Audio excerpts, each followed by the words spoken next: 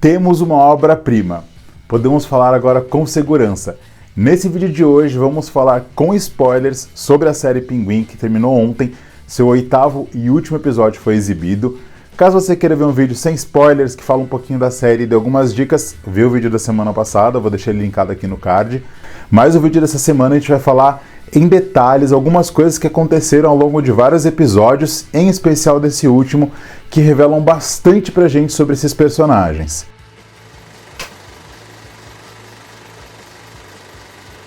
A série Pinguim, ela é derivada do filme Batman de 2022, na verdade é uma minissérie que talvez, quem sabe, pode se tornar uma série.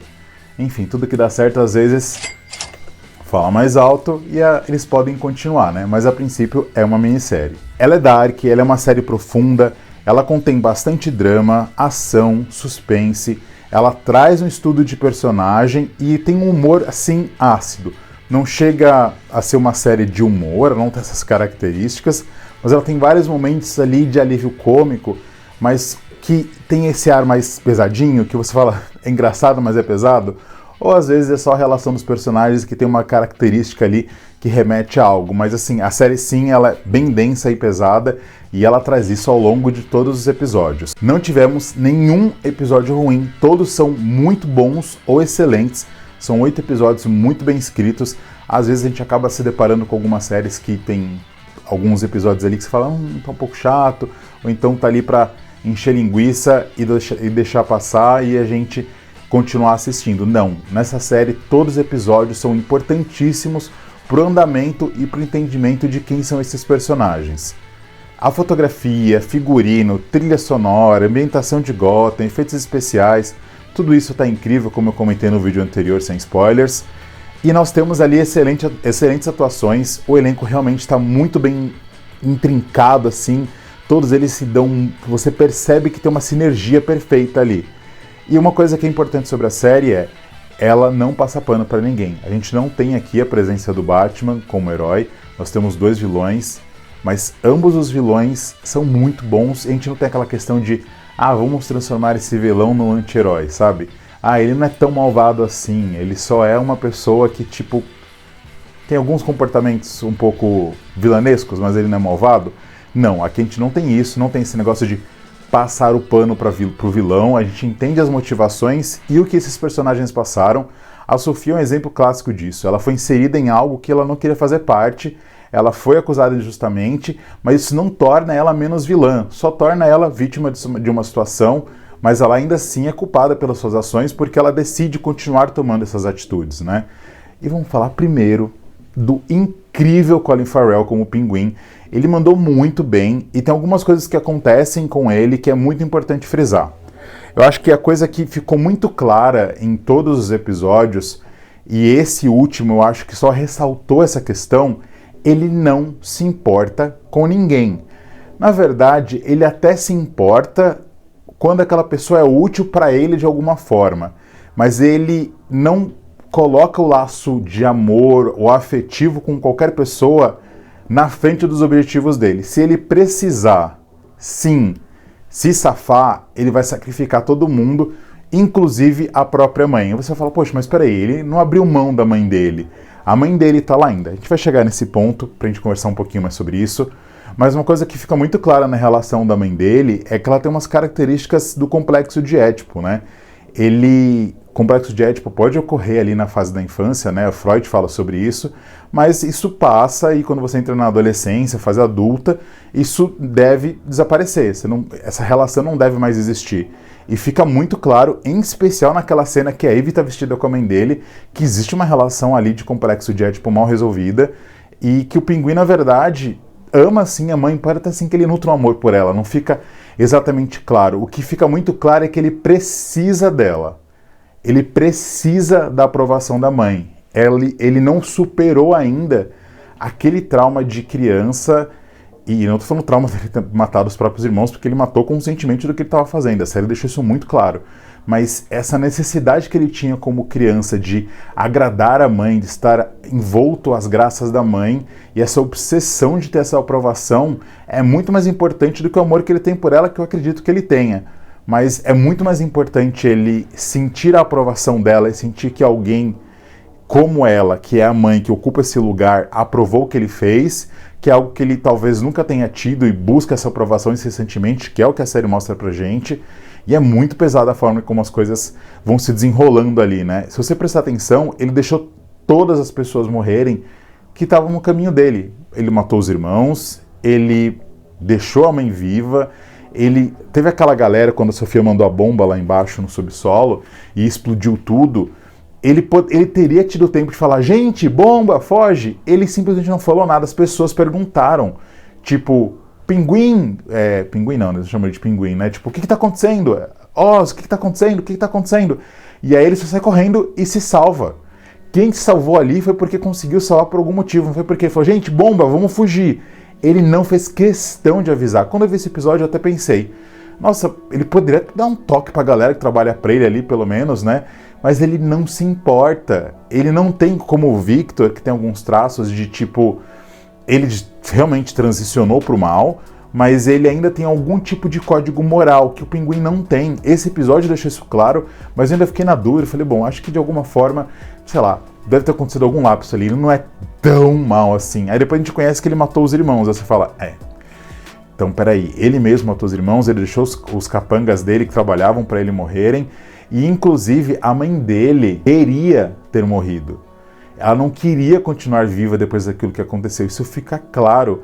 Aquela cena triste dela na cobertura, olhando para fora, vendo aquele cenário que ela desejou lá no passado. Ela tinha o sonho de ter essa cobertura e morar em um lugar luxuoso, sair do lugar que ela morava, que era um lugar periférico, um lugar pobre, e ela conseguiu atingir isso, que o filho tinha prometido para ela lá na infância, aquele mini psicopata. Mas à custa de quê? É poético de uma forma triste e pesado o que aconteceu com ela. E ela ainda assim está presa, ela está viva, mas ela não consegue mais fazer nenhum tipo de movimento, se expressar. Ela é refém dela mesma.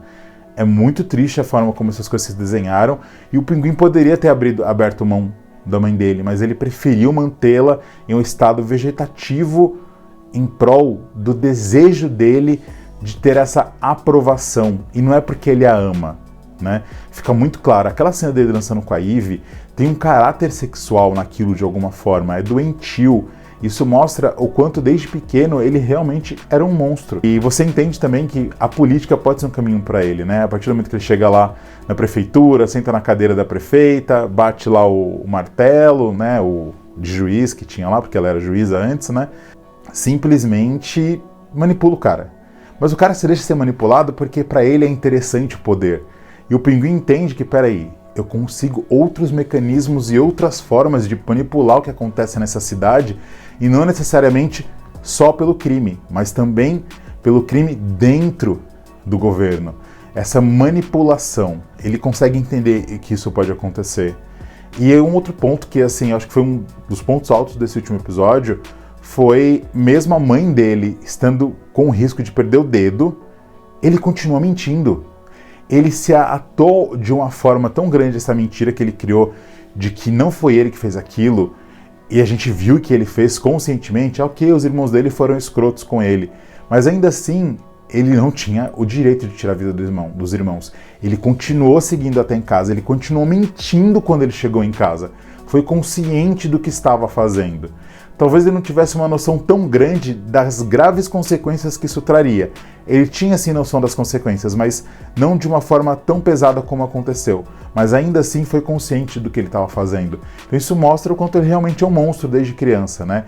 E o quanto ele joga esse jogo de manipulação, e ele nunca, na verdade, esteve no poder para valer, né? Ele sempre esteve quase lá, sempre aquém, sempre à margem de alguém. E agora é a oportunidade dele brilhar sozinho no poder e com essas novas possibilidades políticas também.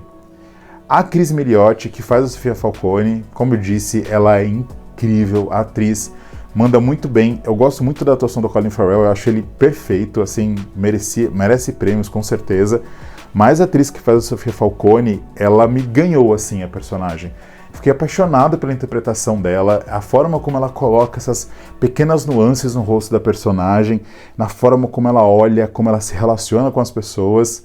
E quando a gente descobre tudo o que aconteceu, né, ela foi vítima do meio que ela estava inserida. Mas não é porque ela foi vítima do meio que ela está inserida que ela é menos inocente ou menos culpada das coisas que ela tomou de decisão, né? Ela teve um grande problema. Eu considero que ela não soube a hora de desistir. Eu acho que se ela tivesse desistido antes, quando o pai dela ofereceu aquela passagem para ela ir embora, talvez ela devesse ter ido, sabe? Viver a vida dela lá.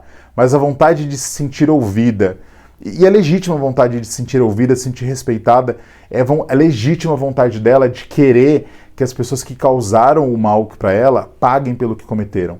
Mas as vias que ela escolheu para isso são as vias erradas, que iguala ela a quem cometeu o crime. Então, talvez ela não tivesse um caminho viável para seguir pela justiça contra a família, porque ela não ia ter dinheiro para recorrer e nenhum apoio, provavelmente, do governo. Mas ainda assim, ela escolheu o pior caminho, que é o caminho do confronto e da violência. Ela é sim extremamente violenta e ela não é um santo, ela não é um anjo. Ela sim é uma das vilãs. E como eu disse, eu não acho que a série passa pano para ela e transforma ela em uma mocinha, muito pelo contrário. A série é consciente de que ela é vítima do meio que ela estava inserida, mas ela sim é um monstro, assim como o Pinguim. Ela foi manipulada pelo pai, como a gente sabe, ela foi acusada de cometer aqueles crimes que ela é inocente. A personagem mudou ali dentro do Arkham, né? A gente viu tudo o que aconteceu com ela. E essa busca dela de tentar encontrar a própria história, o próprio caminho, quando ela vai lá e destrói o nome da família Falcone e fala, não, eu sou uma gigante agora. Ainda assim, a cena foi foda, a cena foi da hora pra caramba. Mas ainda assim, ela tá repetindo o mesmo padrão de comportamento. Ser uma gigante não muda o fato dela estar cometendo o mesmo crime que o pai, que é vender drogas. Ela continua cometendo os mesmos erros. Ok, ela tentou transformar as pessoas ali, não, vocês são parceiros, vocês não são os meus capangas, as pessoas trabalham comigo, vocês vão ter mais lucro do que o normal, mas ainda assim ela estava repetindo os mesmos padrões de comportamento, no entanto que no episódio seguinte ela tem uma crise de identidade, de consciência a respeito disso. Será que eu estou repetindo os mesmos padrões do que fizeram comigo? Eu estou replicando. A cena dela conversando com a menininha, que é a sobrinha dela, que ela foi a única que sobreviveu, que ela decidiu por salvá-la, porque ela se via naquela menininha. Será que foi o melhor caminho? Será que ela, deveria ter feito o que ela fez? O lugar que a menininha estava lá inserida é como se fosse um asilo Arkham também. Lembra bastante, é bem similar, né? E a menininha apavorada com medo dela, porque a criança sabe que algo aconteceu. Talvez ela não saiba toda a verdade por ser uma criança, mas ela tem uma percepção do que está acontecendo. A tia e ela foram a única que sobreviveram. As coisas que a Sofia fala para ela, por mais que a Sofia fosse bem intencionada nas intenções dela de estou salvando a minha sobrinha de viver uma violência, mas ainda assim ela causou a própria violência contra a sobrinha. A partir do momento que ela matou a mãe e o pai da menina. Ok, o pai era um monstro, mas a gente não sabe. Pode ser que a mãe não fosse um monstro, mas ela também era conivente com o que acontecia na família. Então ela também, quem é conivente, também compactua. Ela salvou a menina, mas será que ela salvou mesmo? Será que ela está indo por um caminho saudável? Ela pode ter criado ali uma próxima inimiga ou um próximo monstro, porque se ela não tiver assistência adequada, essa menina vai crescer cheia de traumas, né? Então ela não fez nada pela menina no final das contas. Ela só mudou o tipo de trauma que essa criança vai ter. Um outro ponto importante foi ela não ter aceitado ou ter se recusado, na verdade, a matar a Eve, a própria sobrinha e a Frances, que é a mãe do Pinguim. Então foi legal ela não ter feito isso, mostra essa questão dela entender que essas mulheres também são vítimas dos meios que elas estavam inseridas, mas como eu disse, isso não torna ela menos monstro, talvez torne ela um pouco mais consciente do que ela estava fazendo, um pouco talvez mais empática do que o Pinguim, mas ainda assim, quando ela precisa atingir o objetivo dela, ela utiliza meios escusos. Então, ela não é uma mocinha, né? Tem a carta da Mulher Gato que chega para ela lá na cadeia, então a gente já tem ali uma possível ligação para um próximo filme. A gente não sei se ela vai estar no filme 2, é provável que esteja. Talvez essa minissérie vire uma série com mais temporadas e ela apareça na segunda temporada. A gente não sabe ainda como que vai ser o segundo filme, mas assim, a série foi tão perfeita, com um roteiro tão incrível, ela deixou de mão beijada várias coisas ali para serem trabalhadas no próximo filme, que é a Sofia, o Pinguim realmente assumindo de vez esse manto do monstro que ele se tornou, que na verdade ele já era, ele só se consolidou como, né? e ela fica presa, que é o pior lugar possível que ela poderia estar, né? Ela aceitou a morte de bom grado, ela sabia que ela iria morrer, e ali pra ela era tipo, ok, eu acho que agora eu vou ter descanso. Não consegui fugir, fui traída, mas agora eu vou ter descanso. E quando ela achou que ela fosse ter descanso, ela foi presa e voltou pro mesmo local que ela mais odeia na face da Terra. Então talvez, se ela tivesse fugido, ela teria encontrado paz. Não sei. Não sabemos, né? É uma suposição, é o tal do e se. E uma outra coisa importante para comentar é a mãe do Pinguim, a Frances Cobb. Que atriz incrível! Tanto a que faz ela na versão jovem, quanto a que faz ela na versão mais velha, que é a que aparece mais, que eu não conhecia, é Deirdre O'Connell, não sei se foi o nome dela certo. Mas que atriz incrível! Como ela consegue entregar a questão da saúde mental da personagem que é prejudicada, o fato dela ter uma doença ali que é muito similar ao Alzheimer, né, que é da mesma família, de ter essa questão de se perder nas memórias, no passado e no presente. Ela consegue entregar essas nuances na atuação dela. A atriz é incrível, a gente tem aqui esse elenco principal, grandes atuações, e essa mulher manda muito bem, né?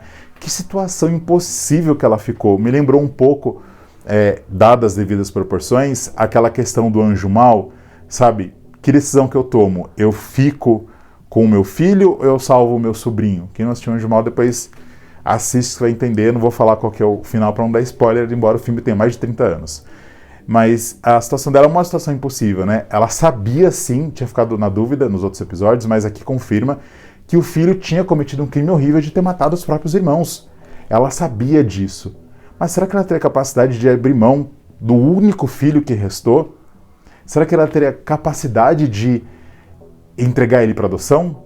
Como ela queria tirar a vida dele?